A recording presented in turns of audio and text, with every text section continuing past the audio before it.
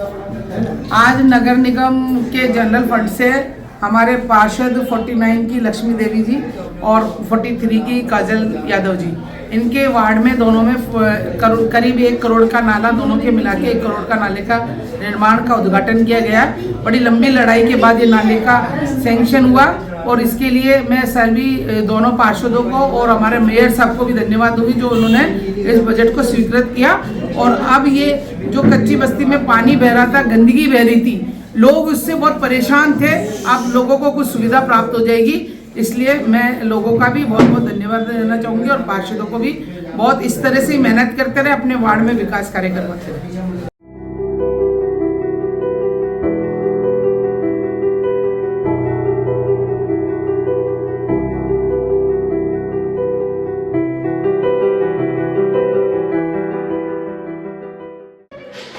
आज काफ़ी वर्षों की लड़ाई के बाद वार्ड 49 में वार्ड 43 में नाला निर्माण का कार्यक्रम हुआ है, जिसमें नाले का सीसी रोड बनने जा रहा है, जिसमें सीवरेज के कार्य भी शामिल है।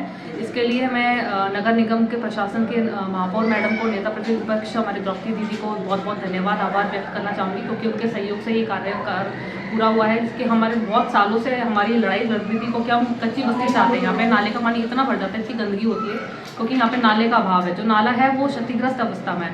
इससे क्या है, अब नाला अच्छी तरह बनेगा, सुदृढ़ बनेगा और जो गंदगी जो बाहर फैली है वो बाहर न जाके एक अच्छे से एस्केप चैनल में मिलेगी। तो इसके लिए हम यहाँ पे रिक्तत्व है शिलान्यास किया गया और इसी के लिए हम आगे द्रौपदी जी का धन्यवाद देना चाहेंगे। आज नगर निगम के जनरल फंड से हमारे पार्षद 49 की लक्ष्मी देवी जी और 43 की काजल यादव जी, इनके वार्ड में दोनों में करीब 1 करोड़ का नाला, दोनों के मिला के 1 करोड़ का नाले का निर्माण का उद्घाटन किया गया।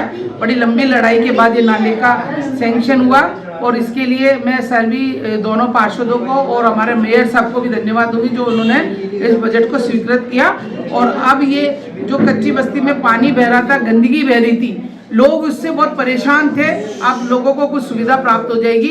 इसलिए मैं लोगों का भी बहुत बहुत धन्यवाद देना चाहूँगी और पार्षदों को भी बहुत इस तरह से मेहनत करते रहे, अपने वार्ड में विकास कार्य करवाते रहे।